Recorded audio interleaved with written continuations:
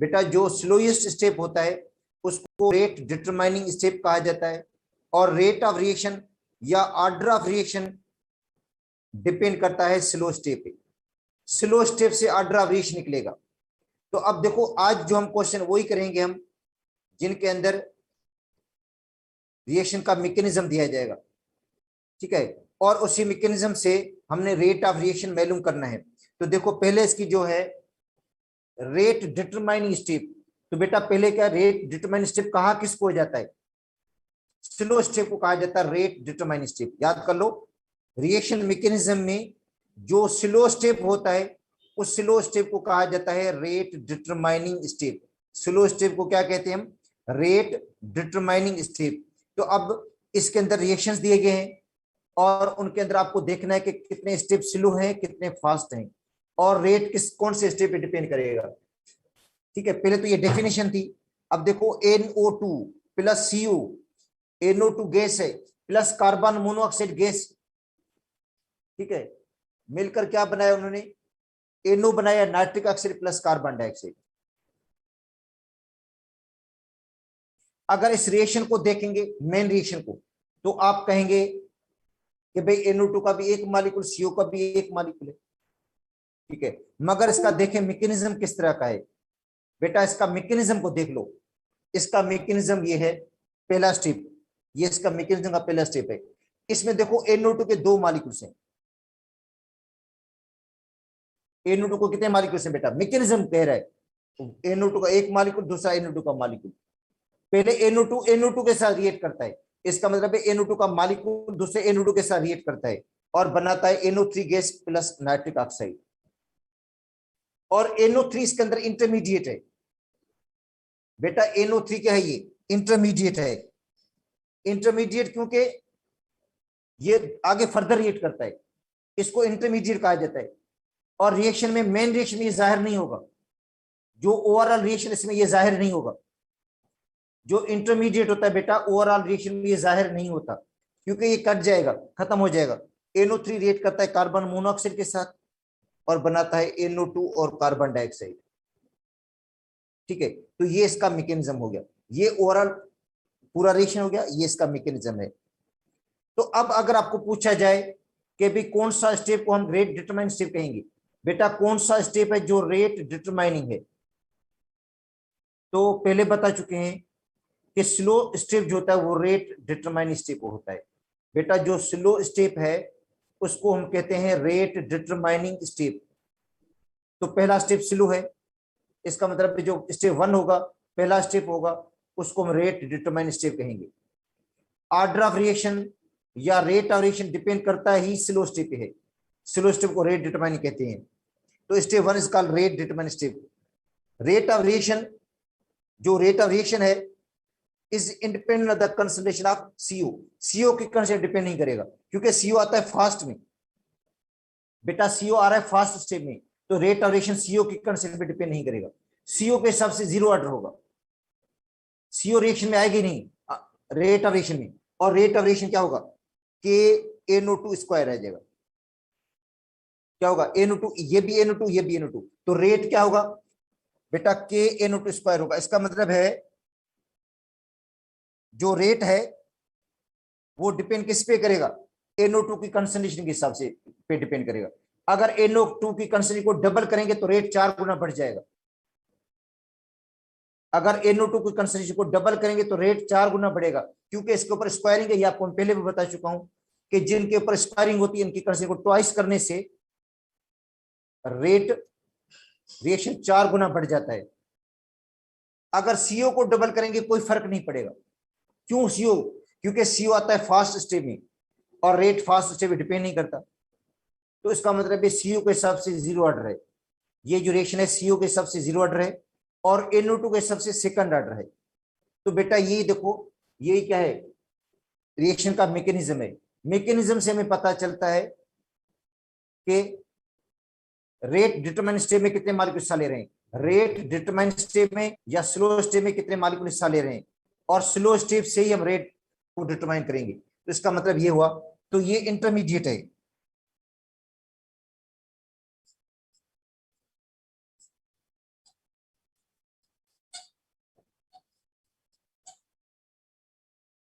ठीक है।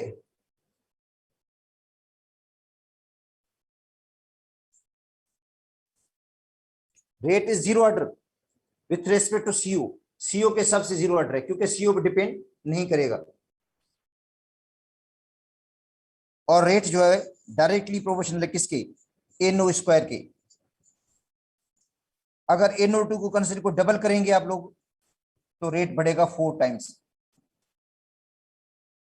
जो सेकंड ऑर्डर के हिसाब से होता है। ठीक है बेटा, तो ये देखो मैकेनिज्म है रिएक्शन का। मे भी आपको क्वेश्चन पूरा मैकेनिज्म के साथ दिया जाए, ठीक है, तो आप मालूम कर सकते हैं। अच्छा, दूसरी बात ये होती है कि एक्टिवेशन एनर्जी, बेटा इसके अंदर एक्टिवेशन एनर्जी की दो कर्व बनेगी, एक स्लो वाली बनेगी, एक फास्ट वाली बनेगी। अगर हम एक्टिवेशन एनर्जी की कर्व बनाएंगे ना तो दो कर्व बनेगी एक्टिवेशन एनर्जी के हिसाब से।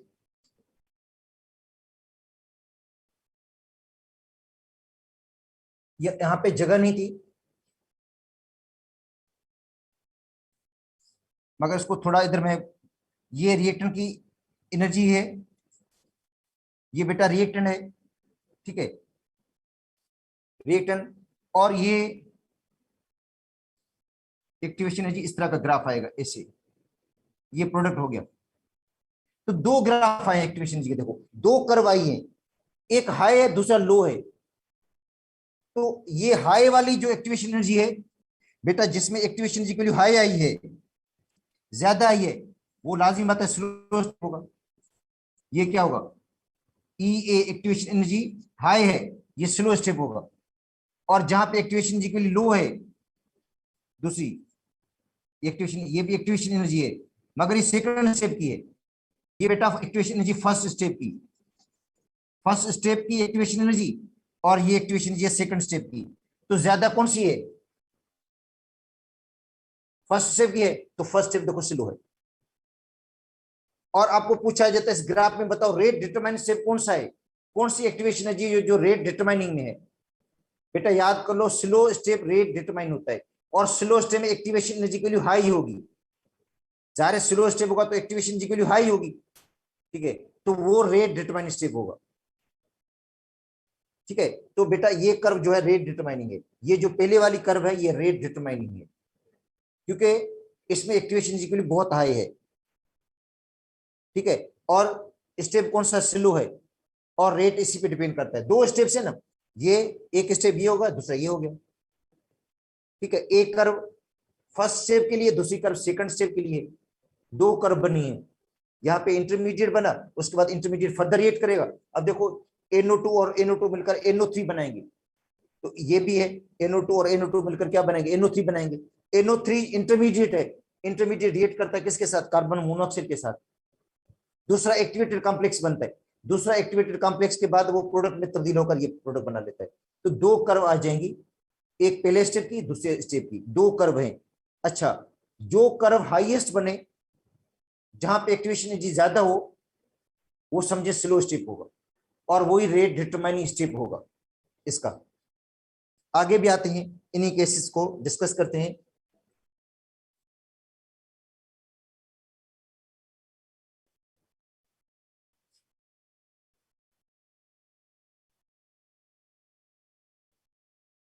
ठीक है, अब देखो ये दूसरा बेटा रिएक्शन हो गया। ठीक है, ये सेकंड रिएक्शन है, इसका भी पूरा मैकेनिज्म दिया गया है। Example 2, hypochlorite ion. बेटा हाइपोक्लोराइट आयन पढ़ते हैं ClO को, हाइपोक्लोरिक एसिड से निकला हुआ, ये हाइपोक्लोरिक एसिड HClO से निकला हुआ है। जो HClO है ना, उसी को आयनाइज करने से बना है ये। हाइपोक्लोरिक एसिड को आयनाइज करने से ये बन गया hypochlorite ClO। In aqueous solution, aqueous solution के अंदर, पानी के अंदर, वाटर के अंदर, हाइपोक्लोराइड जो होता है वो वाटर के अंदर डिकम्पोज हो जाता है। किसके अंदर, क्लोरेट आयन में, क्लोरेट ClO3 आयन में, क्लोरेट आयन में, और क्लोराइड आयन के अंदर। तो अब देखो ये इसका रिएक्शन है। कितने मॉलिक्यूल्स हैं, 3 मॉलिक्यूल्स। किसके हैं, हाइपोक्लोराइड के हैं, 3 मॉलिक्यूल हाइपोक्लोराइड के। बनाते क्या है, एक क्लोराइड एक क्लोराइड आयन और दो क्लोराइड आयन बनाते हैं। ये तो हो गया डायरेक्ट रिएक्शन। डायरेक्ट रिएक्शन से कभी भी हमें ऑर्डर ऑफ रिएक्शन का नहीं पता चलता, रिएक्शन का हमेशा पता चलता है उसका मैकेनिज्म से या स्लो स्टेप से पता चलता है। स्लो स्टेप को रेट डिटरमाइन स्टेप कहते हैं हम, उसका है मैकेनिज्म।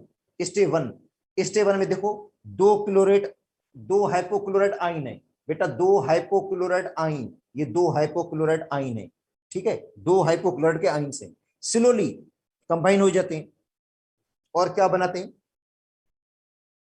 ClO2 बनाते हैं और क्या बना लेते हैं, क्लोराइड आयन बनाते हैं। ClO2 बन जाता है और क्लोराइड आयन बन जाता है, और ClO2 जो है वो किसके साथ मिल जाता है, तीसरे ClO3 के तीसरा हाइपोक्लोराइड के साथ, क्योंकि तीन हाइपोक्लोराइड है, दो हाइपोक्लोराइड ये हो गए, ये दोनों हाइपोक्लोराइड मिलकर, ये दोनों बेटा हाइपोक्लोराइड है, ये मिलकर क्या बनाते हैं, ClO2 बना लेते हैं और दूसरा क्लोराइड आयन बना लेते हैं। और ClO2 जो एक्यूस होता है वो मिल जाता है किसके साथ, हाइपोक्लोराइड के तीसरे मॉलिक्यूल के साथ, आयन के साथ, और क्या बनाता है, क्लोरेट बना लेता है, ठीक है, ClO3 बना लेता है। अब उसके ऊपर चार्ज नहीं आइए,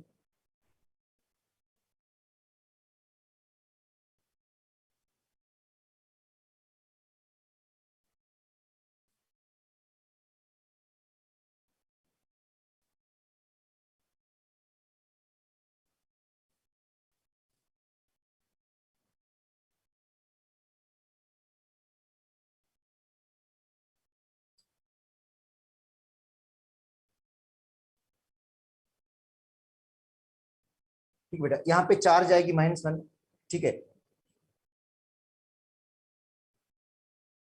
और प्लस क्लोराइड। अब आते हैं, बात ये है कि एक्चुअली देखना क्या हमने, इसका मैकेनिज्म को देखना है, और मैकेनिज्म में जो स्लो स्टेप है उसको कहा जाता है रेट डिटरमाइनिंग स्टेप। तो ये इसका स्लो स्टेप है, और स्लो स्टेप में कितने मॉलिक्यूल हिस्सा ले रहे हैं, दो, और वो कौन से हैं, वो दोनों हाइपोक्लोराइट हैं, हाइपोक्लोराइट। इसका मतलब है step one is called rate determine step, step one is called rate determine step, और रेट इज इक्वल होगा के ClO माइनस स्क्वायर हो जाएगा। इसका मतलब है ये सेकंड ऑर्डर है बेटा, ये है क्या, सेकंड ऑर्डर। और रिएक्शन को हिसाब से देखेंगे आप कहेंगे थर्ड ऑर्डर है, क्योंकि तीन मॉलिक्यूल से, मगर रेट डिटरमाइन स्लो स्टेप में कितने इसके मॉलिक्यूल हिस्सा ले रहे हैं, दो हैं, तो इसका मतलब ये सेकंड ऑर्डर है। और रेट इज इक्वल के ClO -1, इसके ऊपर स्क्वायर आ जाएगा, इसका मतलब है सेकंड ऑर्डर। जब इसकी कंसंट्रेशन को आप डबल करेंगे, इसकी कंसंट्रेशन को क्या करेंगे आप लोग, डबल करेंगे, तो रेट ऑफ रिएक्शन जो है वो 4 गुना बढ़ेगा, क्योंकि स्क्वायरिंग की वजह से ऐसा हो रहा है, ठीक है। अच्छा, उसके बाद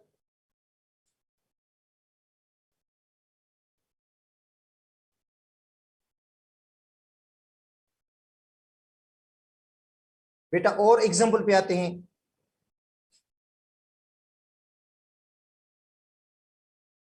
अच्छा, अब और एग्जांपल कौन सी है, देखो NO2 और प्लस F2, NO2 गैस है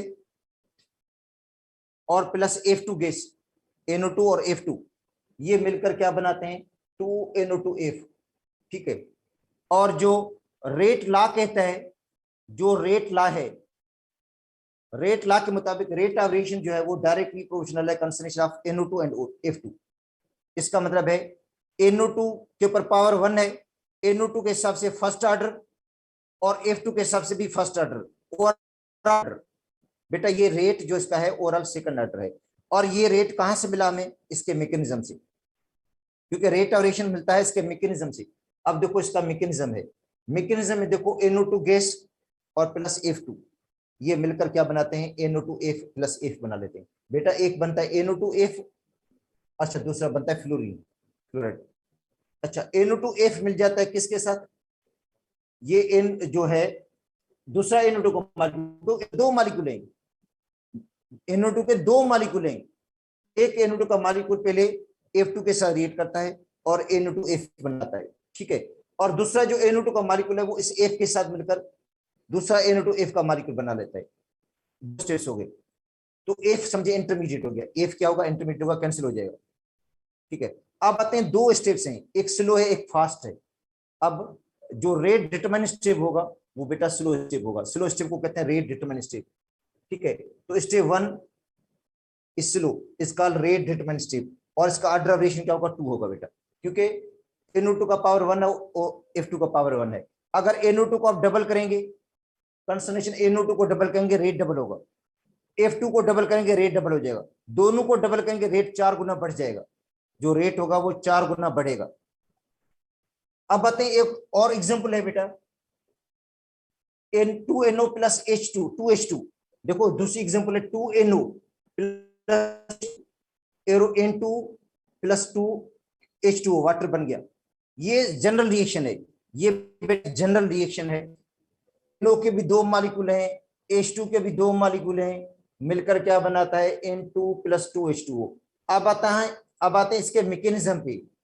जो मैकेनिज्म कहता है इसका कि पहले स्टेप के अंदर 2 NO के मॉलिक्यूल H2 के साथ कंबाइन होंगे। पहले स्टेप के अंदर जो NO के 2 मॉलिक्यूल है वो किसके साथ कंबाइन हुए, H2 के साथ। स्लोली क्या बना दिया उन्होंने, N2 बना दिया और H2O2, और H2O2 समझे इंटरमीडिएट है। At the end of reaction ये जाहिर नहीं होगा, ये इंटरमीडिएट आगे किसके साथ कंबाइन हो जाता है, H2 के एक मॉलिक्यूल के साथ, और फाइनली क्या बना दिया उन्होंने, वाटर बना दिया। अगर इन दोनों स्टेप्स को ऐड करेंगे तो ये रिएक्शन डायरेक्ट मिल जाएगा हमें। इन दोनों स्टेप्स को आप सम करोगे ना, ये 2 स्टेप बेटा सम करोगे तो ये डायरेक्ट मिल जाएगा हमें।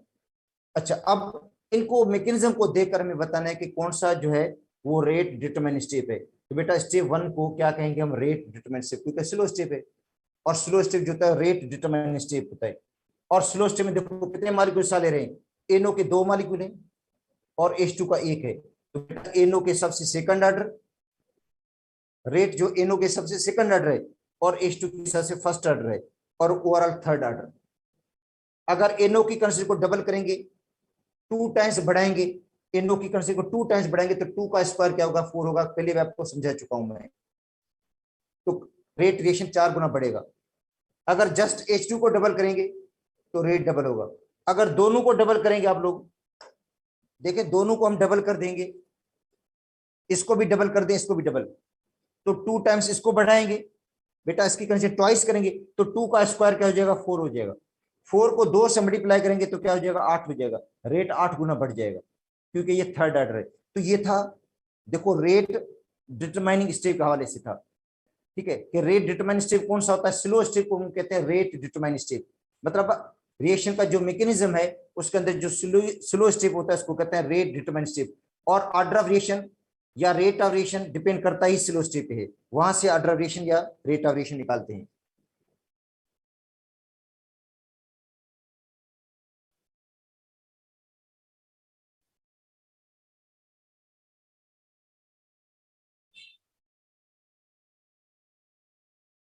अब आते हैं potential energy diagram and the reaction mechanism.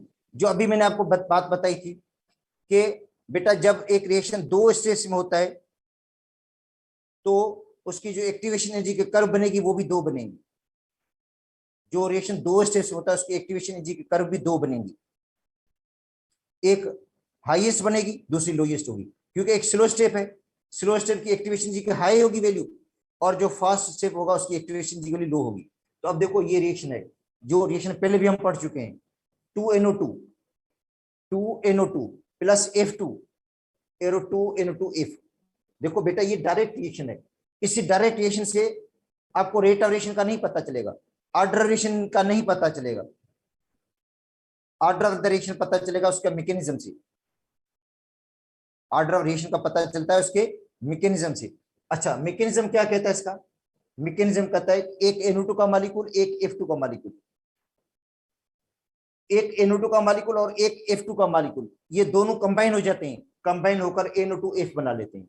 क्या बनता है बेटा, NO2F बन जाता है, और दूसरा क्या बनेगा, F बनेगा। ठीक है, फ्लोरीन।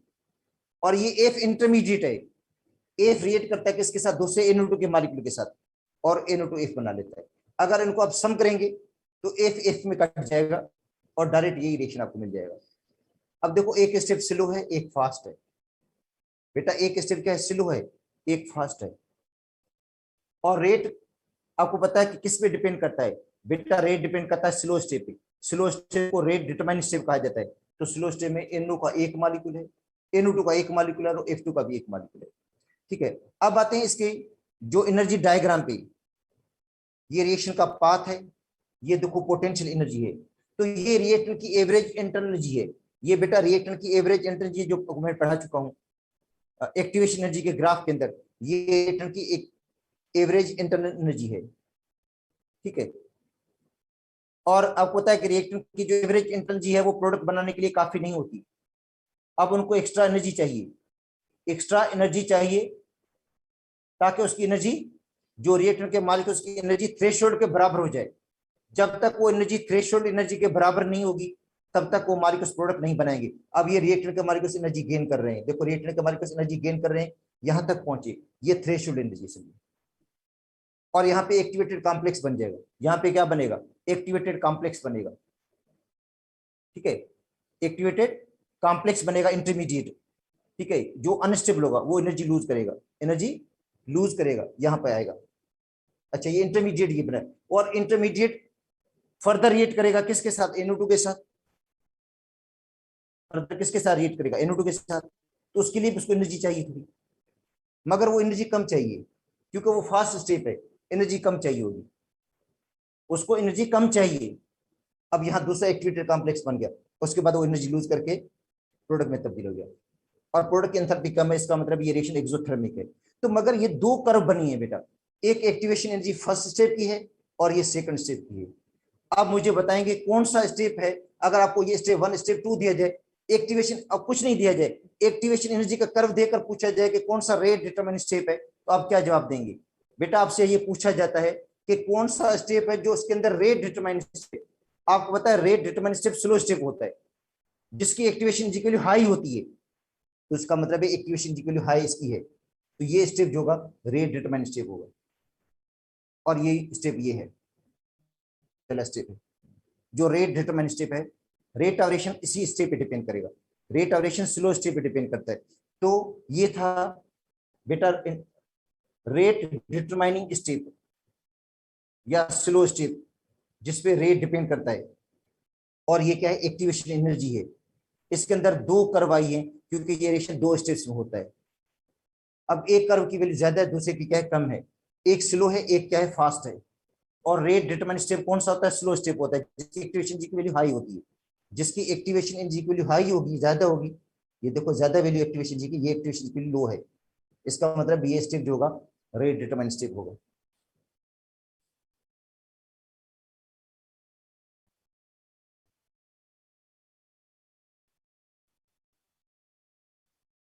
अच्छा, अब आते हैं बेटा एक और टॉपिक है, हाफ लाइफ। हाफ लाइफ आपने फिजिक्स के अंदर भी पढ़ी होगी, रेडियोएक्टिव एलिमेंट्स की। तो हाफ लाइफ से मुराद ये होता है कि जितने भी रिएक्टेंट्स होते हैं बेटा, उनकी एक हाफ लाइफ होती है, जब उनका जो हाफ अमाउंट है वो प्रोडक्ट में तब्दील हो जाता है। देखो बेटा हाफ लाइफ वो टाइम पीरियड है, देखो हाफ लाइफ किसी भी सब्सटेंस की वो टाइम पीरियड होता है जब उसके हाफ एटम डिसइंटीग्रेट हो जाए, हाफ एटम डिके हो जाए, या हाफ जो रिएक्टेंट है वो प्रोडक्ट में तब्दील हो जाए, 50% रिएक्टेंट प्रोडक्ट में तब्दील हो जाए, उस टाइम पीरियड को हम क्या कहते हैं, हाफ लाइफ। तो देखो पहले हाफ लाइफ की डेफिनेशन लिखी हुई है, कहता है हाफ लाइफ ऑफ रिएक्शन, जो रिएक्शन की हाफ लाइफ है वो टाइम पीरियड है जिसमें क्या होता है 50% रिएक्टेंट प्रोडक्ट में तब्दील हो जाता है, 50% रिएक्टेंट क्या हो जाता है, प्रोडक्ट में तब्दील हो जाता है। ठीक है, तो हाफ लाइफ N2O5 की 54 सेकंड पे, 54 सेंटीग्रेड पे कितनी, 24 मिनट से। इसका मतलब है 24 मिनट्स में जो N2O5 है उसके हाफ एटम डिसइंटीग्रेट हो जाएंगे, हाफ अमाउंट डिसइंटीग्रेट हो जाएगा, हाफ अमाउंट प्रोडक्ट में तब्दील हो जाएगा हाफ लाइफ में। तो आप देखो ये इनिशियल कंसंट्रेशन है N2O5 मैंने अपने हिसाब से लिखी है 1.0 मोल पर DM³। जब ये इनिशियल इसकी कंसंट्रेशन का मतलब है 100% रिएक्टेंट है, ये 100% हो गया, ये समझे इनिशियल टाइम है, ये जीरो टाइम है, अभी तक रिएक्शन स्टार्ट ही नहीं हुआ है, जीरो टाइम है जिसपे इसका अमाउंट क्या है बेटा 100% है, 100% रिएक्टेंट है जिस 1.0 मोल पर DM³। फिर क्या होगा, after 20 minutes, after 24 minutes, 24 minutes के बाद इसका अमाउंट आधा रहेगा, 24 मिनट्स के बाद इसका अमाउंट क्या हो जाएगा, हाफ हो जाएगा, 50% जो होता है डिसइंटीग्रेट हो जाएगा, समझिए। ठीक है, तो एक लाइफ है, एक हाफ लाइफ होगी। अच्छा, अब आते हैं इसकी दूसरी हाफ लाइफ पे। दूसरी half life after 48 minutes, 48 minutes के बाद इसका हाफ रहेगा बेटा, इसका हाफ अमाउंट बचेगा, मतलब 0.5 का हाफ 0.25, इसका मतलब है जो रिमेनिंग मालिकों से उनका हाफ, ये दूसरी हाफ लाइफ है। इसका मतलब है रिएक्टेंट बचेगा 25%, 75% डिसोसिएट हो जाएगा। पहले था 100%, 100 में से 50% बचा, अब उसमें से 50 का हाफ क्या हो गया, 25% बचा। अच्छा, अब आते हैं तीसरी हाफ लाइफ, 72 मिनट्स के बाद, 72 मिनट्स के बाद इसका अमाउंट हाफ बचेगा 0.125, और 25 का हाफ क्या हो जाएगा, 12.5। अब चौथी हाफ लाइफ, चौथी हाफ लाइफ का मतलब इसके अंदर 24 मिनट और ऐड करोगे चौथी हाफ लाइफ, तो इन सब का अमाउंट का हाफ हो जाएगा। इस तरह इसका मतलब कंटिन्यूसली चलता रहेगा ये रिएक्शन। हाफ लाइफ, जब किसी भी सब्सटेंस के हाफ एटम या हाफ कंसंट्रेशन बेटा डिसोसिएट हो जाती है, हाफ जो मॉलिक्यूल्स हैं वो प्रोडक्ट में तब्दील हो जाते हैं, उसको हम कहते हैं हाफ लाइफ। अच्छा, तो इसको कहते हैं टी हाफ। टी हाफ का मतलब है हाफ लाइफ, इनवर्सली प्रोपोर्शनल है, रेसिप्रोकल। अच्छा, 1/a n - 1, ए क्या है बेटा, ए है ओरिजिनल कंसंट्रेशन, ए है इनिशियल कंसंट्रेशन, ए जो है इनिशियल कंसंट्रेशन, और n - 1, n क्या है, ऑर्डर ऑफ द रिएक्शन है बेटा, n है ऑर्डर ऑफ द रिएक्शन। देखो ये हाफ लाइफ जो इनवर्सली प्रोपोर्शनल है 1/a पावर क्या है, n - 1, n order of the reaction है। अगर ऑर्डर ऑफ द रिएक्शन 1 है, सपोज करते हैं ऑर्डर ऑफ द रिएक्शन क्या है, 1 है, तो 1 में से 1 गया 0, और किसी के ऊपर पावर 0 तो 1 के बराबर होता है। इसका मतलब है जो फर्स्ट ऑर्डर है कंसंट्रेशन से इंडिपेंडेंट है, कंसंट्रेशन में डिपेंड नहीं करता बेटा। देखो half life of first order, जो sorry half life of the first order, मैं हाफ लाइफ की बात करूं ऑर्डर, तो half life of the first order, जो फर्स्ट ऑर्डर की बेटा हाफ लाइफ है वो कंसंट्रेशन से इंडिपेंडेंट है। क्यों कंसंट्रेशन से इंडिपेंडेंट है, वो इसलिए कि फर्स्ट ऑर्डर में n की वैल्यू 1 रखते हैं, 1 में से 1 जाता है 0 हो जाता है, तो a पर पावर 0 आएगा, a के पर पावर 0 का मतलब 1 हो जाता है। इसका मतलब है कंसंट्रेशन तो आई नहीं यहाँ पे। इसका मतलब है कि हाफ लाइफ जो है, हाफ लाइफ बेटा फर्स्ट ऑर्डर की, ठीक है, वो कंसंट्रेशन में डिपेंड नहीं करती, ठीक है। हाँ, सेकंड ऑर्डर की है, तो सेकंड ऑर्डर में क्या होगा, 2 - 1 होगा, तो सेकंड ऑर्डर में आएगा बेटा। देखो सेकंड ऑर्डर में 2 आएगा, 2 में से 1 जाएगा बाकी, इसका मतलब है इनिशियल कंसंट्रेशन इसमें रेट जो half life initial concentration depend करेगी। देखो हाफ लाइफ सेकंड ऑर्डर की बेटा, हाफ लाइफ सेकंड ऑर्डर की कंसंट्रेशन पे डिपेंड करती है। क्यों, क्योंकि यहाँ पे पावर आएगा 2, सेकंड ऑर्डर में पावर 2, अगर 2 में से 1 जाएगा 1 बचेगा, इसका मतलब है डिपेंड करेगी। अच्छा, थर्ड ऑर्डर में डिपेंड करेगी, क्योंकि जहां पे 3 आएगा n की जगह 3 आएगा, n का मतलब ऑर्डर ऑफ रिएक्शन है, 3 में से 1 जाएगा 2 बचेगा, इसका मतलब है स्क्वायर होगा, इनिशियल कंसंट्रेशन का स्क्वायर होगा। तो हाफ लाइफ जो है फर्स्ट ऑर्डर की, ये बेटा फर्स्ट ऑर्डर है। देखो ये हाफ लाइफ 1 का मतलब फर्स्ट ऑर्डर, वो होती है 0.693/k, इसमें इनिशियल कंसंट्रेशन आई नहीं है। दो बेटा हाफ लाइफ फर्स्ट ऑर्डर की आपने इसमें रेडियो एक्टिविटी में भी पढ़ी है, रेडियो एक्टिविटी में भी वही वैल्यू है 0.693/k, यह है हाफ लाइफ फर्स्ट ऑर्डर की। तो आप हाफ लाइफ मालूम कर सकते हो कैसे, आपको k की वैल्यू गिवन होगी, 0.693 को k से डिवाइड कर दो तो आपको हाफ लाइफ मिल जाएगी। या रेट कांस्टेंट निकाल सकते हो आप लोग, k की वैल्यू निकाल सकते हो, k को इधर लेकर जाओ, हाफ लाइफ को इधर लेकर जाओ, तो ये भी मिल जाएगा आपको। देखो बेटा, या तो आप हाफ लाइफ निकाल सकते हो फर्स्ट ऑर्डर की, आप हाफ लाइफ निकाल सकते हो कैसे, 0.693 को k से डिवाइड करके, रेट कांस्टेंट से डिवाइड करके, k से डिवाइड करेंगे जवाब मिल जाएगा आपको। हाफ लाइफ का। या के की वैल्यू भी निकाल सकते हो आप लोग, के को इस तरफ लेकर जाएं और हाफ लाइफ को नीचे लेकर आएंगे तो भी मिल जाएगा आपको। अच्छा अब आते हैं हाफ लाइफ किसकी है, सेकंड ऑर्डर की, तो ये होगा 1/Ka। यहाँ पे ओरिजिनल कंसंट्रेशन है, इनिशियल कंसंट्रेशन है, ए का मतलब है इनिशियल कंसंट्रेशन, ए बेटा इनिशियल कंसंट्रेशन ऑफ रिएक्टेंट, ठीक है। और half life of third order, तो थर्ड ऑर्डर में क्या होगा 1.5/Ka आएगा। स्क्वायर क्यों आता है, क्योंकि बेटा यहाँ पे थर्ड ऑर्डर लिखोगे तो 3 लिखोगे, 3 में से 1 जाएगा तो 2 बचेगा, तो ये हो जाएगा। तो ये आपको फार्मूले, हालांकि इसके अंदर मुझे लगता है तो नहीं सिलेबस में, फिर भी मैं आपको कोई कभी कभी इस तरह की चीजें आ भी जाती हैं, फार्मूले आ जाते हैं, इसलिए मैंने आपको दे दिया ताकि फार्मूले थोड़े याद होने चाहिए। हाफ लाइफ फर्स्ट ऑर्डर का, सेकंड ऑर्डर का, थर्ड ऑर्डर का।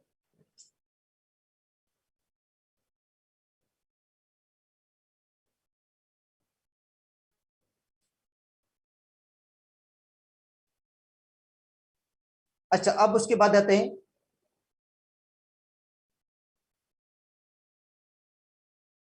बेटा determination of rate of reaction. Rate of reaction को डिटरमाइन करना, रेट ऑफ रिएक्शन को डिटरमाइन करने के दो तरीके हैं, एक फिजिकल मेथड है, दूसरा केमिकल मेथड। बेटा रेट ऑफ रिएक्शन को मालूम करने के दो मेथड्स हैं, या तो किसी फिजिकल मेथड के जरिए हम रेट ऑफ रिएक्शन निकालेंगे, किसी फिजिकल क्वांटिटी की मेजरमेंट करेंगे, वॉल्यूम की मेजरमेंट कर सकते हैं, ठीक है। जो सॉल्यूशन लाइट को एब्जॉर्ब करते हैं, इंफ्रारेड लाइट को, अल्ट्रावायलेट लाइट को, विजिबल लाइट को एब्जॉर्ब करते हैं, उनकी जो है मेजरमेंट करके रेट ऑफ रिएक्शन निकाल सकते हैं। या रिफ्रैक्ट इंडेक्स के अंदर जो चेंजिंग आती है उसी की मेजरमेंट करके रेट ऑफ रिएक्शन निकाल सकते हैं। या जो ऑप्टिकल एक्टिव कंपाउंड्स हैं, लाइट को रोटेट करवाते हैं, लाइट की रोटेशन से हम रेट ऑफ रिएक्शन को मालूम कर सकते हैं, ठीक है। तो या कंडक्टिविटी मेथड के जरिए, क्योंकि सॉल्यूशन के अंदर कभी कभी ऐसा आयंस बन जाते हैं, ठीक है, या रिएक्टेंट के आयंस होते हैं, प्रोडक्ट के आयंस, उनकी कंडक्टिविटी को मेजर करके भी रेट ऑफ रिएक्शन निकाल सकते हैं। तो ये फिजिकल मेथड है बेटा। फिजिकल मेथड में किसी फिजिकल क्वांटिटी की हम मेजरमेंट करेंगे और वहां से रेट ऑफ रिएक्शन निकालेंगे। और इसमें से प्रीवियस पेपर में 2-3 बार क्वेश्चन आया हुआ है। प्रीवियस पेपर में इस तरह का क्वेश्चन था कि एक सॉल्यूशन है जो कलरलेस है, नॉन कंडक्टर भी है, ठीक है। और do not rotate plane polarise light को रोटेट भी नहीं करवाता है वो सॉल्यूशन, मगर लाइट को एब्जॉर्ब करता है वो, इंफ्रारेड को और जो है यूवी लाइट को एब्जॉर्ब करता है। तो कौन सा मेथड सुइटेबल रहेगा, तो उसमें मैं बता दूं मेथड जो है स्पेक्ट्रोस्कोपिक जो मेथड है बेटा, जो स्पेक्ट्रोस्कोपिक मेथड है उसमें मेजरमेंट करते हैं जो सॉल्यूशन लाइट को एब्जॉर्ब करता है, यूवी को, इंफ्रारेड को या विजिबल लाइट को जो एब्जॉर्ब करता है सॉल्यूशन, उसी के मेजरमेंट करते हैं। तो इसका मतलब है उनके लिए सुइटेबल रहेगा स्पेक्ट्रोस्कोपिक मेथड, उसके जरिए आप रेट ऑफ रिएक्शन निकालेंगे, ठीक है। तो ये बेटा फिजिकल मेथड्स हैं जिनके जरिए हम रेट ऑफ रिएक्शन निकालते हैं। अच्छा अगर फिजिकल मेथड अवेलेबल ना हो या सुइटेबल ना हो तो हम प्रॉपर केमिकल मेथड यूज करेंगे, किसी केमिकल मेथड के जरिए रेट ऑफ रिएक्शन को हम मालूम करेंगे। तो पहले आते हैं फिजिकल मेथड पे, फिजिकल मेथड की स्टडी करते हैं कि फिजिकल मेथड कौन से अप्लाई करते हैं रेट ऑफ रिएक्शन को मालूम करने में। उसके बाद हम केमिकल मेथड की स्टडी करेंगे कौन से केमिकल मेथड को अप्लाई करते हैं रेट ऑफ रिएक्शन को मालूम करने में, ठीक है। बेटा ये दो मेथड्स हैं, एक फिजिकल मेथड होता है, दूसरा होता है केमिकल मेथड, ठीक है। फिजिकल मेथड में in this method rate of reaction is determined by change in the some physical property. किसी फिजिकल प्रॉपर्टी के मेजरमेंट करेंगे, या तो रिएक्टेंट की फिजिकल प्रॉपर्टी की या प्रोडक्ट की फिजिकल प्रॉपर्टी की मेजरमेंट करेंगे, और मेजरमेंट करके वहां से हम रेट ऑफ रिएक्शन को कैलकुलेट करेंगे, रेट ऑफ रिएक्शन को निकालेंगे। तो पहले है स्पेक्ट्रोस्कोपी, ये बोर्ड बेटा 2 बार यही क्वेश्चन आया हुआ है। स्पेक्ट्रोस्कोपी का मतलब स्पेक्ट्रम की स्टडी, और स्पेक्ट्रम आपको पता है तब बनता है जब लाइट एब्जॉर्ब करता है, सॉल्यूशन जो है लाइट को एब्जॉर्ब करता है। जो सॉल्यूशंस होते हैं वो लाइट को क्या करते हैं बेटा, एब्जॉर्ब करते हैं, या तो विजिबल लाइट को एब्जॉर्ब करेंगे, जैसे आपको बताया ट्रांजिशन मेटल कॉम्प्लेक्स जो होते हैं विजिबल लाइट को एब्जॉर्ब करते हैं। इस तरह जो सॉल्यूशंस हैं या तो विजिबल लाइट को एब्जॉर्ब करेंगे, या इंफ्रारेड लाइट को एब्जॉर्ब करते हैं, या अल्ट्रावायलेट लाइट को एब्जॉर्ब करते हैं। उनकी एब्जॉर्बेंस से रेट ऑफ रिएक्शन का पता लगाते हैं हम, ठीक है। तो spectroscopic method this method used, इस मेथड को हम यूज करते हैं इफ रिएक्टेंट आर प्रोडक्ट, या तो रिएक्टेंट या प्रोडक्ट एब्जॉर्ब, रिएक्टेंट या प्रोडक्ट जो होता है वो एब्जॉर्ब करेगा, किसको एब्जॉर्ब करेगा, अल्ट्रावायलेट लाइट को, विजिबल को या इंफ्रारेड को। The rate of radiation can be measured by measuring amount of radiation. ज़ाहिर रेट ऑफ रेडिएशन का पता कहां से चलेगा, रेडिएशन से पता चलेगा कि कितनी रेडिएशन जो है वो एब्जॉर्ब हुई है, सॉल्यूशन एब्जॉर्ब की है, वहां से हमें रेट ऑफ रेडिएशन का पता लगाना है, वहां से हम रेट ऑफ रेडिएशन मालूम करेंगे। अच्छा, दूसरा इलेक्ट्रिकल कंडक्टिविटी मेथड। बेटा इलेक्ट्रिकल कंडक्टिविटी, तो इलेक्ट्रिकल कंडक्टिविटी हमेशा वही मेथड अप्लाई करते हैं जहां जिसमें आयंस होते हैं। बेटा जिस सॉल्यूशन के अंदर आयंस होते हैं या आयंस बनते हैं तो उसी की मेजरमेंट करेंगे इलेक्ट्रिकल कंडक्टिविटी के जरिए, कितने उसके अंदर आयंस मौजूद हैं। तो rate of radiation of solution contain ions, rate of radiation मालूम करेंगे ऐसे सॉल्यूशन का जिसके अंदर आयंस मौजूद हों, can be made by conductivity method, conductivity method के तहत उसकी रेट ऑफ रेडिएशन निकालेंगे।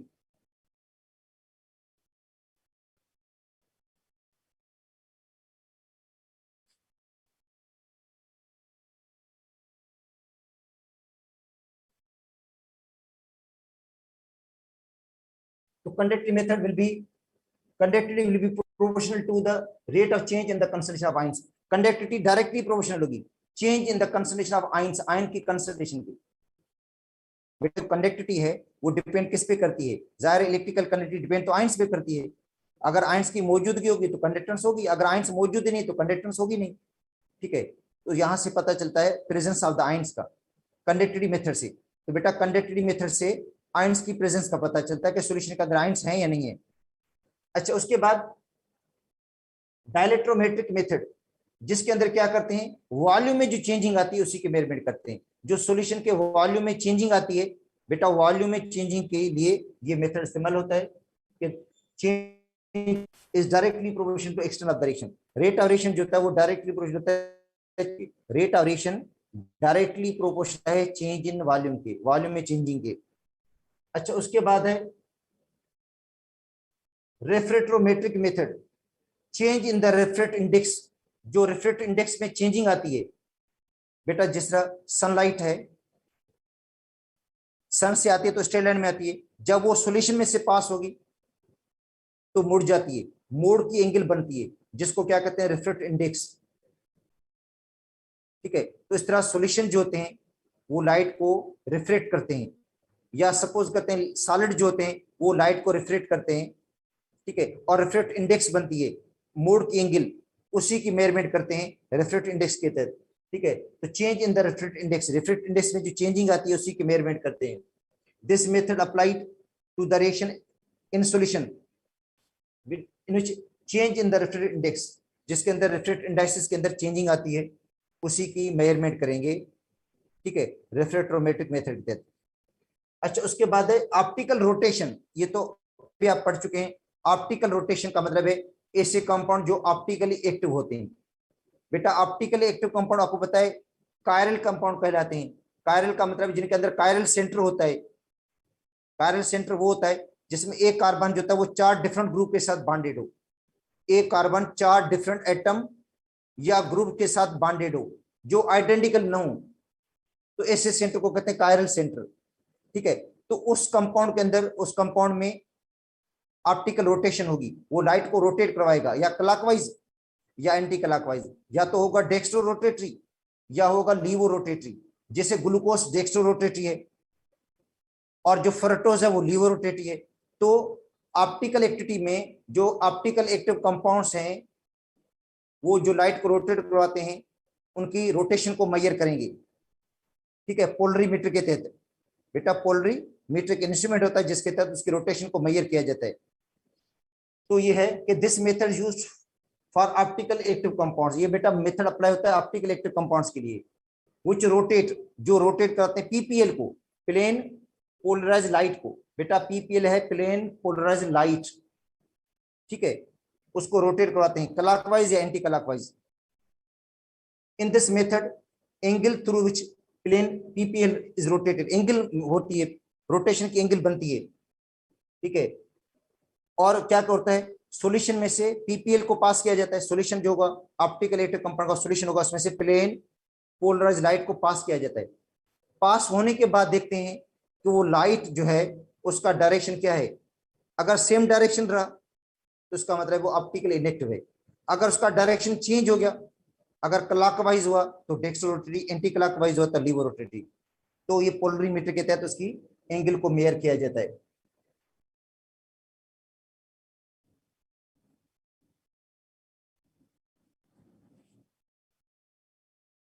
तो ये था बेटा फिजिकल मेथड। अब आते हैं केमिकल मेथड। केमिकल मेथड में क्या होता है, किसी केमिकल क्वांटिटी की मेजरमेंट करते हैं, वहां से रेट ऑफ रिएक्शन निकालते हैं। सपोज करते हैं हाइड्रोलाइसिस ऑफ सक्रोज, सक्रोज की हाइड्रोलाइसिस होती है बेटा, सक्रोज की हाइड्रोलाइसिस होती है, ठीक है, in the presence of sucrase enzyme. जो सक्रेज एंजाइम है सक्रोज की हाइड्रोलाइसिस करता है ग्लूकोज में, फ्रुक्टोज में, उसका रेट ऑफ रिएक्शन मालूम कर सकते हैं आप लोग। या ईस्टर की हाइड्रोलाइसिस होती है, hydrolysis of Easter in the presence of acid, acid की मौजूदगी में। देखो हाइड्रोलाइसिस ईस्टर की होगी एसिड की मौजूद में। एसिड कैटलिस्ट के तौर पर यूज होता है, सल्फ्यूरिक एसिड को एज ए कैटलिस्ट यूज किया जाता है इसके अंदर, इस रिएक्शन में। तो अब देखो ये हाइड्रोलाइसिस ऑफ ईस्टर है in the presence of catalyst acid. तो ईस्टर की हाइड्रोलाइसिस की, इथाइल एसिड की हाइड्रोलाइसिस की हमने, और वाटर लार्ज एक्सेस में होता है इसमें। इसका मतलब रेट ऑफ रिएक्शन जो होगा वो वाटर के हिसाब से जीरो ऑर्डर होगा, वाटर पे डिपेंड ही नहीं करेगा, क्योंकि रेट ऑफ रिएक्शन जो होता है वो लार्ज एक्सेस पे डिपेंड करता ही नहीं है, ठीक है, क्योंकि इनके कंसंट्रेशन लार्ज होती है। थोड़ी से थोड़ा अमाउंट कम या ज्यादा होने से इस पर रेट पर कोई फर्क नहीं पड़ता, इसलिए रेट ऑफ रिएक्शन जो होता है वो वाटर के हिसाब से जीरो ऑर्डर है, वाटर पे डिपेंड नहीं करता। इसको हम कहते हैं सीडो फर्स्ट ऑर्डर। सिर्फ डिपेंड करेगा ईस्टर की कंसंट्रेशन के ऊपर, रेट ऑफ रिएक्शन डिपेंड करेगा किस पर, इथाइल एसिड की कंसंट्रेशन पे डिपेंड करेगा, वाटर पे डिपेंड नहीं करेगा, वाटर लार्ज एक्सिस में है, और बन गया एसिडिक एसिड और इथाइल अल्कोहल। अब हम क्या करेंगे, रेट ऑफ रिएक्शन कहां से निकालेंगे, एसिडिक एसिड के अमाउंट को मेजर करेंगे। रेट ऑफ रिएक्शन के लिए एसिडिक एसिड के अमाउंट को मेजर किया जाता है। देखो बेटा रेट ऑफ रिएक्शन कहां से निकालेंगे, रेट ऑफ रिएक्शन निकालेंगे एसिडिक एसिड के अमाउंट से। ये नोट कर दो, मे बी पॉसिबल पूछा भी जा सकता है ये, क्योंकि ये तो प्रैक्टिकल के हिसाब से भी है कि जब ईस्टर के हम हाइड्रोलाइसिस करते हैं, ठीक है, और एसिडिक एसिड और इथाइल अल्कोहल मिलता है, तो रेट ऑफ रिएक्शन कहां से पता चलता है। रेट ऑफ रिएक्शन के लिए कौन सा सुइटेबल रिएजेंट है जिसके जरिए हम रेट का पता लगाएं, तो वो है एसिडिक एसिड का अमाउंट, एसिड का अमाउंट। तो एसिड की टाइट्रेशन करवाएंगे बेस, जो एसिडिक एसिड है उसकी टाइट्रेशन किसके साथ करवाएंगे, बेस के साथ, ठीक है, और उसके अंदर इंडिकेटर हम यूज करेंगे फिनाइलफिथलीन, जो एंड पॉइंट को शो करेगा। बेटा इसके अंदर इंडिकेटर भी हम यूज करेंगे फिनाइलफिथलीन, जो एंड पॉइंट को शो करेगा। अब देखो इस तरह ये होगा कि शुरू में क्या होगा, ये टाइमिंग है, ये कंसंट्रेशन एसिडिक एसिड और timing, timing zero, timing zero से मतलब रिएक्शन स्टार्ट ही नहीं हुआ है, रिएक्शन अभी तक स्टार्ट नहीं हुआ, तो जाहिर प्रोडक्ट तो बनेगा भी नहीं,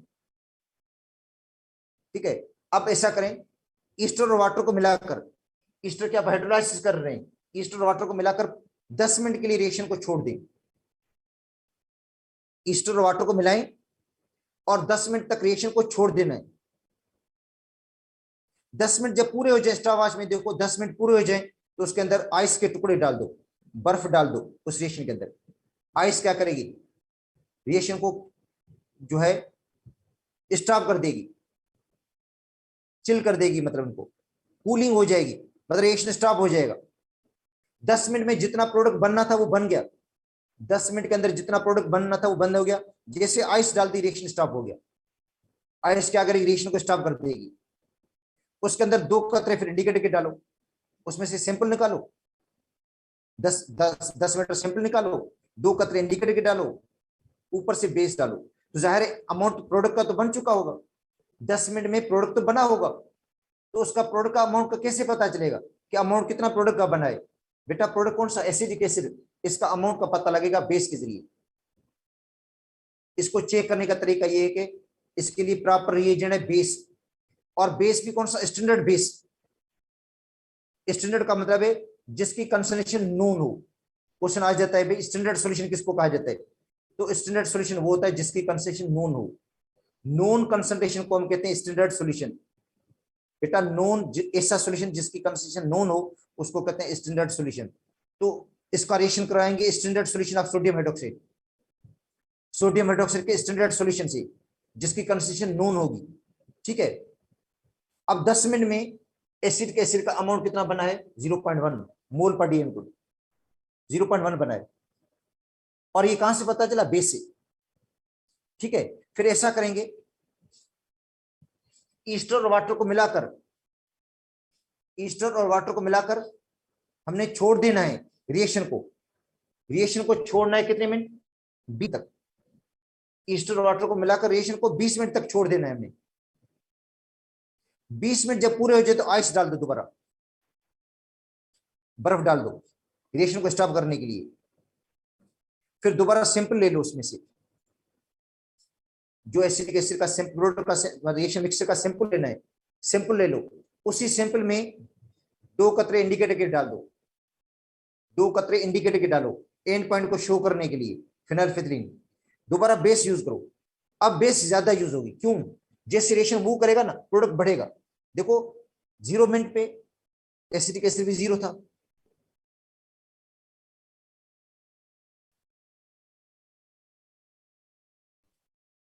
बेटा 0 मिनट पे क्या था, एसिडिक एसिड का अमाउंट भी 0 था। अब 10 मिनट पे 0.1 हो गया, अब 20 मिनट पे 0.3 हो गया, ज्यादा हो गया। इसका मतलब जैसे टाइम गुजर रहा है एसिडिक एसिड का अमाउंट बढ़ रहा है, एसिडिक एसिड का अमाउंट इंक्रीज हो रहा है। 20 मिनट पे इसकी रीडिंग 0.3 आई है एसिडिक एसिड। ठीक है, अब क्या करेंगे, दोबारा नए सिरे से सॉल्यूशन बनाओ ईस्टर वाटर का, एसिड कैटलिस्ट भी डाल दो उसके अंदर रिएक्शन को कैटलाइज करने के लिए, और रिएक्शन को छोड़ दो 30 मिनट के लिए, 30 मिनट्स के आधे घंटे के लिए छोड़ दो बस। आधे घंटा जब पूरा हो जाए तो दोबारा उसके अंदर आइस डाल दो, बर्फ डालो रिएक्शन को स्टॉप करने के लिए। अब उसमें से ज़ेरोसी सैंपल को प्रॉपर रिएजन के साथ हम रिएक्शन कराएंगे, और प्रॉपर रिएजन कौन सा, बेस है। 2 कतरे इंडिकेटर के डालो, 2 कतरे इंडिकेटर के डालकर उसमें बेस डाल दो, तो जाहिर है बेस का अमाउंट अब ज्यादा यूज होगा, क्योंकि जैसे टाइम गुजर रहा है प्रोडक्ट अमाउंट बढ़ रहा है, प्रोडक्ट अमाउंट बढ़ रहा है, उसको न्यूट्रलाइज करने के लिए बेस भी ज्यादा यूज हो रही है। अच्छा, तो 30 मिनट्स पे 0.5, 40 मिनट्स पे 0.55, 50 पे 0.6, 60 पे 0.6, उसके बाद अमाउंट में कोई चेंज नहीं है। अब देखो ये जैसे टाइम गुजर रहा है, देखो बेटा 0 मिनट पे 0 है, 10 पे कितना है 0.1, 20 पे 0.3, 30 पे क्या हो गया 0.4, और 40 पे क्या हो गया, 40 मिनट्स पे शायद 0.55 है, उसके बाद 60, 70, उस पे बाद कोई चेंज नहीं। तो इसका देखो ग्राफ बता रहा है कि शुरू में जो प्रोडक्ट अमाउंट है वो बढ़ा है, तेजी से बढ़ा है, बाद में स्लो हो गया। अब क्या होगा, अब हम क्या करते हैं बेटा, यहां से एक टेंजेंट लेते हैं, सीधी सीधी लाइन लेते हैं जिसको टेंजेंट,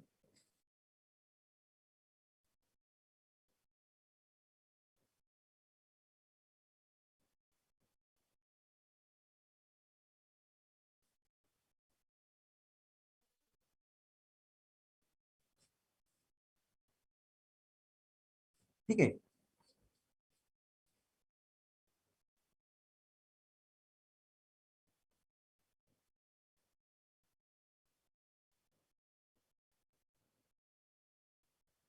सीधी सीधी लाइन लगाते हैं हम, जिसको टेंजेंट कहते हैं। अब कुछ लाइन एक्स एक्सिस के ले लो, कुछ वाई एक्सिस के ले लो। ये दो, ये होगा dt, ये क्या हो जाएगा, dt हो जाएगा change in time, change in time के टाइम में क्या चेंजिंग है। सपोज करते हैं यहाँ पे 15 है, सपोज करते हैं ये 15 हो गया, बीच में रफ आइडिया है, मतलब रफ कैलकुलेशन है, कोई एक्सप्रेशन नहीं। जो dt है चेंज इन टाइम, बेटा चेंज इन टाइम ये होगा कि सपोज करते हैं ये है 50, 50 से ऊपर है 52 है, और माइनस कितने हैं, ये 12 कर देता हूं मैं इसको ताकि सही रहेगा कैलकुलेशन के हिसाब से। तो 52 में से 12 गए बेटा, 52 में से 12 चले जाएंगे तो बाकी कितने बचेंगे 40, 40 मिनट्स। और चेंज इन कंसंट्रेशन कितनी हुई है बेटा, कंसंट्रेशन में कितनी चेंजिंग हुई है? थोड़ी लाइन सीधी लगानी पड़ेगी, मैंने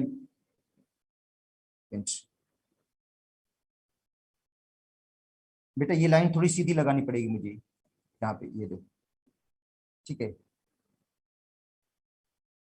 अच्छा अब देखो कंसंट्रेशन में क्या चेंजिंग है, ये 0.3 हो गया और यहाँ पे क्या हो गया, यहाँ पे सॉरी,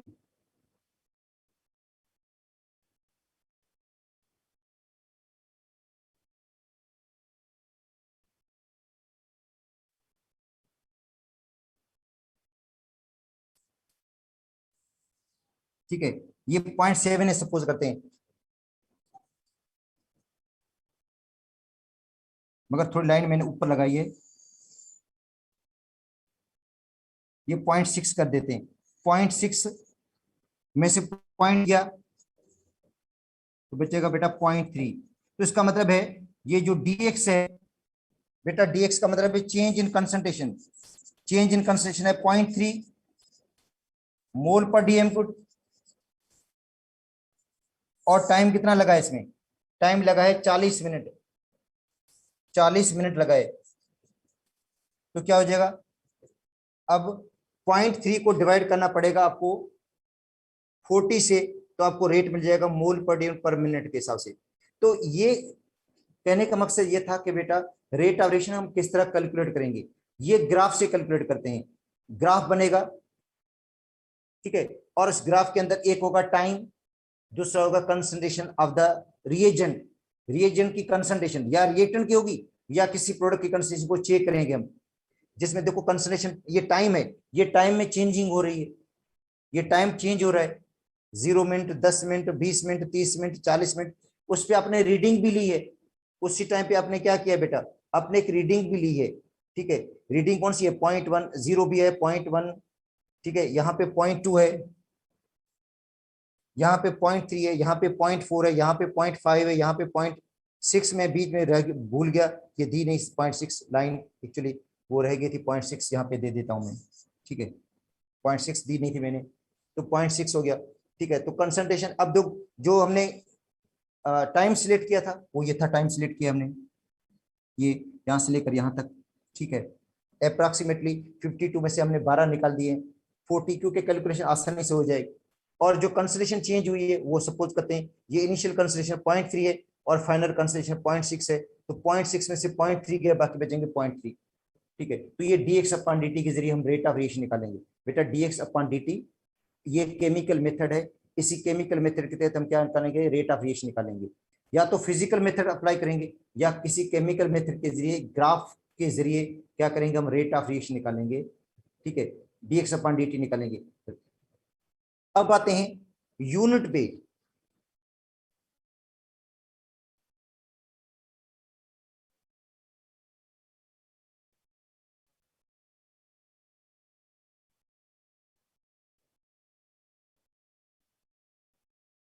बेटा यूनिट ऑफ के का यूनिट कौन सा होगा, मतलब जो रेट कांस्टेंट है,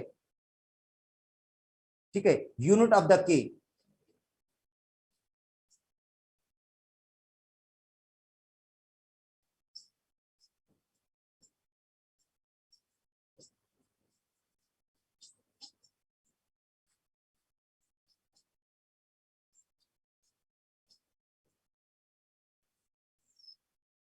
unit of the rate constant, rate constant का यूनिट अगर 0 ऑर्डर है,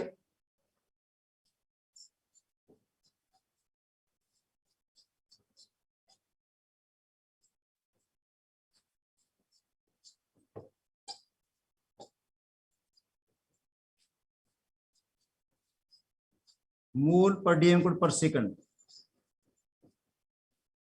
बेटा के का यूनिट क्या हो जाएगा, मोल पर डीएम पर सेकंड, और रेट ऑफ रिएक्शन का यूनिट क्या होगा, ये सेम होगा, ठीक है, रेट ऑफ रिएक्शन का यूनिट भी यही है,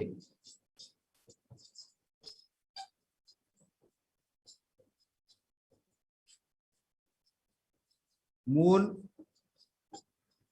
पर डीएम पर सेकंड। तो के एंड रेट ऑफ रिएक्शन है सेम यूनिट, ठीक है बेटा, के and rate of reaction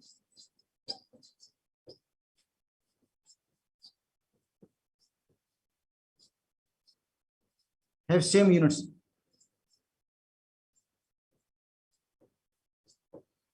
In zero order. Zero order में बेटा दोनों के सेम यूनिट होंगे. अब आते हैं फर्स्ट ऑर्डर, ये होगा जीरो ऑर्डर.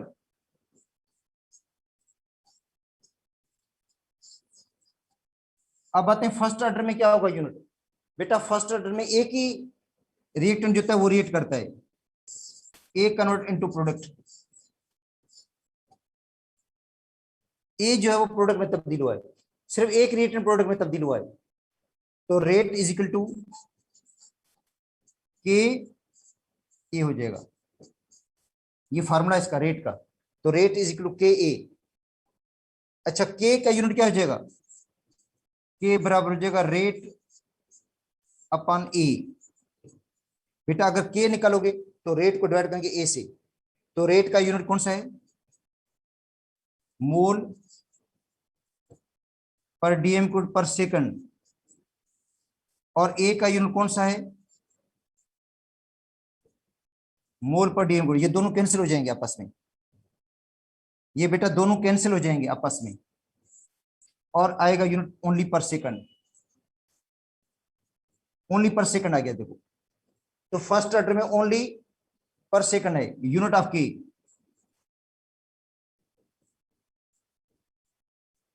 और अगर आपको कोई वैल्यू देते हैं जिसका यूनिट सिर्फ पर सेकंड है, बेटा कोई ऐसा प्रॉब्लम होता है जिसका यूनिट सिर्फ पर सेकंड है और आपसे पूछा जाता है इसका ऑर्डर ऑफ रिएक्शन क्या होगा, तो हम कहेंगे फर्स्ट ऑर्डर.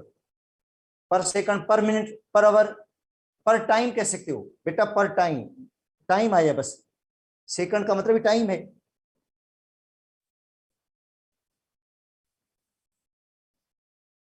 ठीक है. अब आते हैं सेकंड ऑर्डर.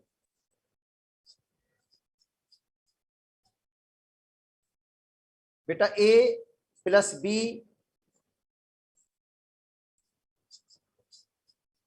मिलकर कोई प्रोडक्ट बनाता है, इसको कहते हैं सेकंड ऑर्डर. सेकंड ऑर्डर वो होता है जिसमें रेट लॉ में, जो रेट लॉ है, रेट एक्सप्रेशन है या रेट डिटरमाइन स्टेप है, उसमें दो मॉलिक्यूल शामिल हैं. रेट डिटरमाइन स्टेप के अंदर दो मॉलिक्यूल शामिल हैं, उसको कहते हैं सेकंड ऑर्डर. तो रेट इज इक्वल टू के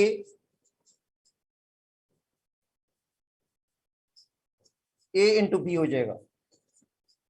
बेटा क्या होगा, रेट इज इक्वल टू होगा के ए इंटू बी, या हम इसको इससे लिखेंगे k is equal to rate upon a into b. अब इनका यूनिट लिखो. बेटा रेट का यूनिट होता है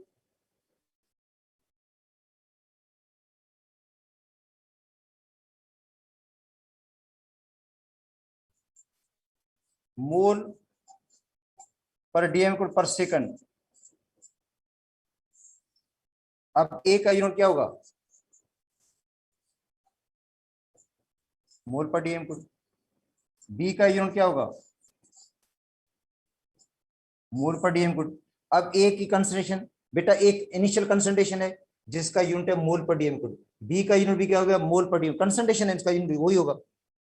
अब देखो कौन सा यूनिट कैंसिल हो गया, ये इसमें कैंसिल हो गया. अच्छा ये ऊपर जाएगा तो हो जाएगा डीएम क्यूब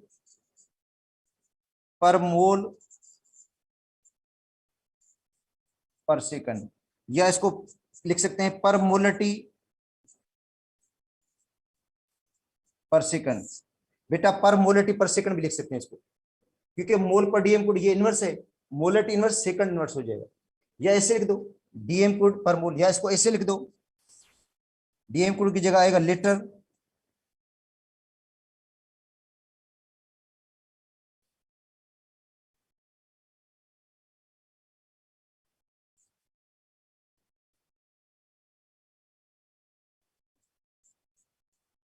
लीटर पर मोल पर सेकंड. देखो बेटा लीटर आएगा, पर मोल पर सेकंड आएगा. तो ये के का यूनिट है किसके लिए, सेकंड ऑर्डर के लिए. बेटा यूनिट ऑफ के सेकंड ऑर्डर. कभी कभी ऐसे छोटी चीजें आ जाती हैं, यूनिट आ जाते हैं जस्ट.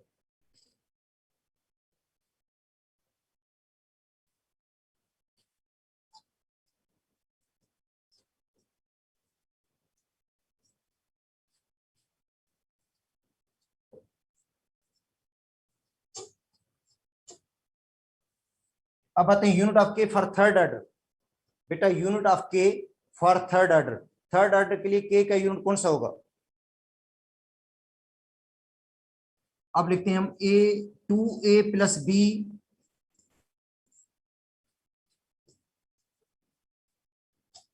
मिलकर कोई प्रोडक्ट बना दो। ए के 2 मोल, बी का 1 मोल है, और एक्सपेरिमेंटली ये प्रूव हो गया है। बेटा ये एक्सपेरिमेंटली प्रूव हुआ है कि थर्ड ऑर्डर है, और रेट लॉ कहता है dx upon dt is equal to k a square into b. अब ए स्क्वायर का मतलब है ए के 2 मोल और बी का 1 मोल है, तो थर्ड ऑर्डर होगा। 2 इसके पावर है, 1 इसका पावर है, थर्ड ऑर्डर होगा ओवरऑल।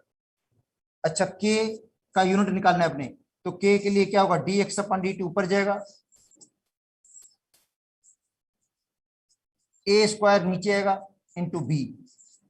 अब इनके यूनिट लिख दो, मोल पर डीएम क्यूब पर सेकंड। बेटा ऊपर गया, ये dx अपन dt का यूनिट है, मोल पर डीएम पर सेकंड। बेटा मोल पर डीएम पर सेकंड, इसका यूनिट क्या होगा?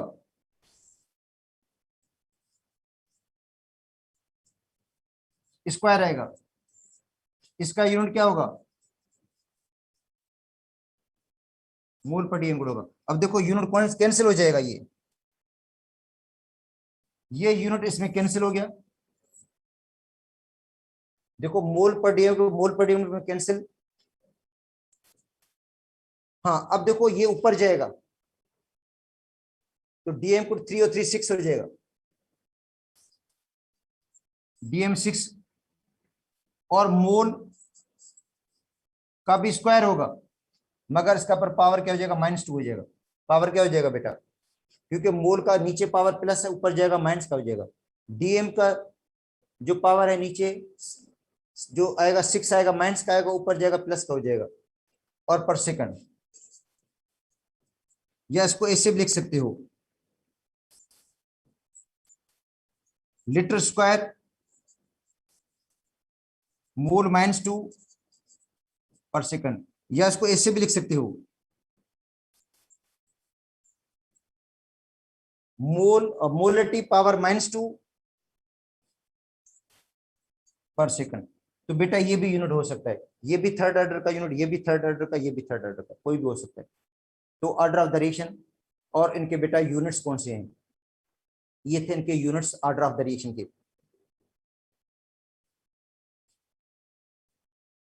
अब देखो ग्राफ दोबारा थोड़ा मैं आपको समझा देता हूं, क्योंकि वहां पे पिक बनी हुई थी, पिक्चर बनी हुई थी, तो आपको नहीं समझ में आया था, तो दोबारा वैल्यू से समझा देता हूं आपको। ग्राफ इधर देखो बेटा, ये टाइमिंग है, टाइमिंग रिएक्शन के लिए टाइमिंग। अब उसमें जो इंटरवल लेना पड़ेगा आपको, टाइमिंग का रेगुलर लेना पड़ेगा। अगर सपोज करते हैं एक रीडिंग आपने 10 मिनट पे ली है, तो दूसरी आपको 20 मिनट पे लेनी पड़ेगी, मतलब ताकि 10 का ड्यूरेशन हो। पहली रीडिंग 10 मिनट पे, दूसरी रीडिंग 20 मिनट पे, तीसरी आपको रीडिंग 30 मिनट पे लेनी पड़ेगी, चौथी 40 मिनट पे लेनी पड़ेगी। हर 10 मिनट के बाद आपको रीडिंग लेनी पड़ेगी, रेगुलर इंटरवल के बाद आपको रीडिंग लेनी पड़ेगी रेट ऑफ वेरिएशन वैल्यू करने में।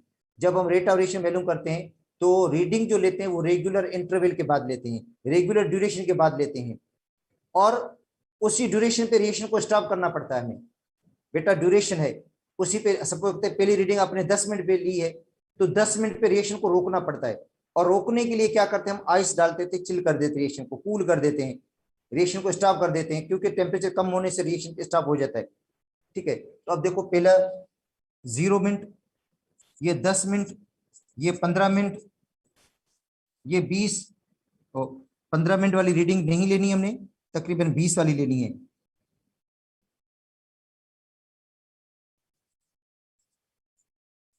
30 हो गया, 40, 50, 60 और 70 मिनट, मतलब रीडिंग आपको हर 10 मिनट के बाद रीडिंग लेनी है।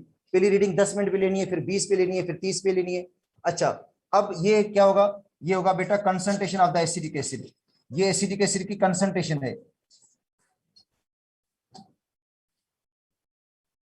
और जो ग्राफ बनता है वो इस तरह का ग्राफ बनता है। ऐसे। अच्छा, ये ग्राफ बता रहा है कि जैसे टाइम गुजर रहा है एसिटिक एसिड का अमाउंट बढ़ रहा है, जैसे टाइम गुजर रहा है एसिटिक एसिड का अमाउंट में इजाफा होता जा रहा है।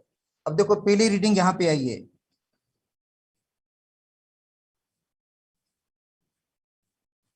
दूसरी रीडिंग यहां पे आई है, तीसरी रीडिंग यहां पे आई है।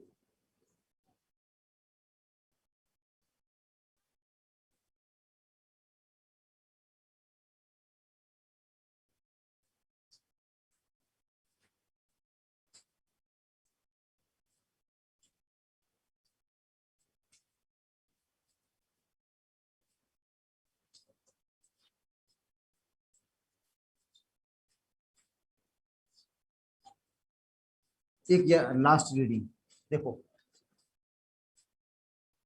सपोज करते हैं ये 0.1 है, ये 0.2 है, ये 0.3 है, 0.4, 0.5, 0.6, 0.7, 0.8, 0.9, 1। बेटा ये कंसंट्रेशन है एसिडिक एसिड की, ठीक है। अब हम क्या करेंगे, एक सीधी सी लाइन लगाते हैं जिसको कहते हैं टेंजेंट।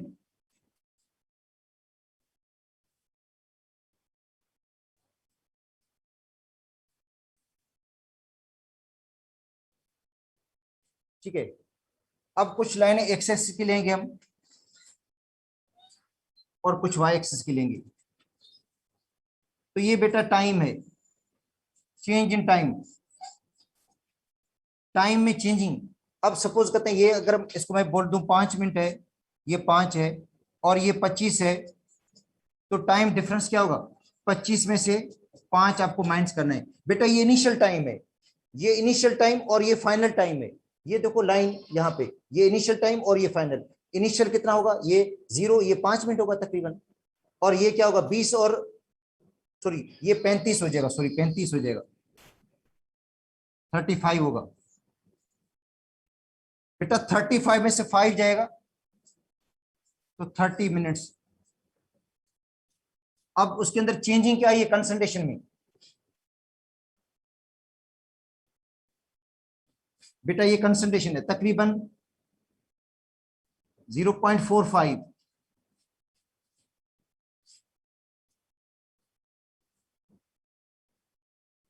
तकरीबन क्या है 0.9 है। जो dx है वो 0.9 में से माइनस करना पड़ेगा 0.45, तो तकरीबन 0.45 आएगा मोल पर डीएम क्यूब। ठीक है, तो अब देखो जो कंसंट्रेशन चेंज हुई है 0.45 और जो टाइमिंग में चेंजिंग आई है वो 30 मिनट्स है। ठीक है, तो dx अपॉन dt जो हो जाएगा बेटा, dx अपॉन dt का dx अपॉन dt जो रेट है वो आएगा 0.45 मोल पर डीएम को डिवाइड बाय 30 मिनट्स, और 15 का इसको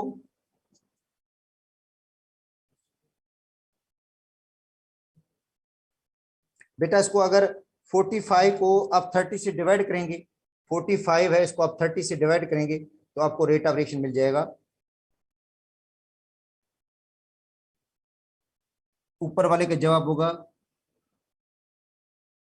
3 × 10 पावर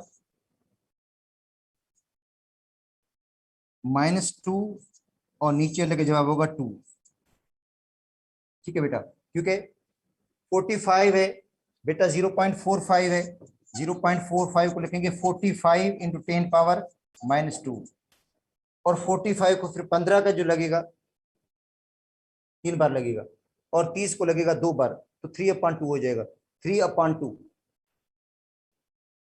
ठीक है, 3/2 × 10 पावर -2।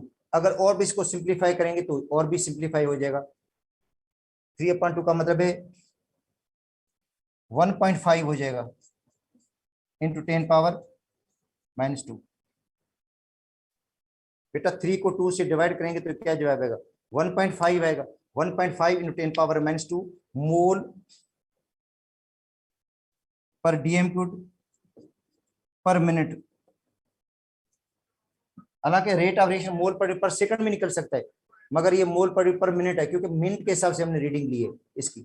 ठीक है, तो चैप्टर बेटा 8 के अंदर जितने भी टॉपिक्स थे पीएमसी के सिलेबस के अंदर, देखो पीएमसी के जो टॉपिक थे वो तकरीबन सारे पढ़ा दिए मैंने आप लोगों को। पीएमसी वाले टॉपिक सारे हमने कवर कर लिए हैं। ठीक है, अब जो चैप्टर कल स्टार्ट करेंगे वो 6 स्टार्ट करेंगे मॉर्निंग में। अगर इवनिंग में जरूरत पड़ेगी तो 8वें चैप्टर की कोई चीजें रिपीट कर देंगे, नहीं तो ये होगा कि ये 8 चैप्टर मतलब 6 चैप्टर पढ़ाकर उसके बाद जो भी आपको डिफिकल्टी होगी, जिस टॉपिक में डिफिकल्टी होगी वो टॉपिक मैं आप लोगों को पढ़ा दूंगा। मगर ये होगा कि रीड करना पड़ेगा बेटा, बुक की रीडिंग अच्छी तरह से कर लें।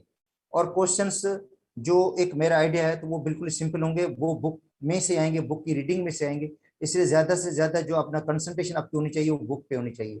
एमसीक्यूज पे इतनी ज्यादा कंसंट्रेशन ना दें जितनी बुक पे दें, क्योंकि वो सिंपल लाइन लेंगे, सिंपल बुक की लाइन होगी, उसमें कोई ऐसा कोई होगा ही नहीं। क्योंकि 70% जो पेपर बनेगा वो समझे रटाफिकेशन वाला होगा पेपर। 70% पेपर ऐसे ही होगा रटाफिकेशन, और बाकी जो समझेंगे 30% पेपर ऐसा होगा जो कंसेप्ट बेस्ड होगा। सिंपलेस्ट क्वेश्चन होंगे, सादे क्वेश्चन होंगे, बुक की लाइनें होंगी। जाहिर बात है बुक की आपको लाइनें तो याद करनी पड़ेंगी। ठीक है बेटा,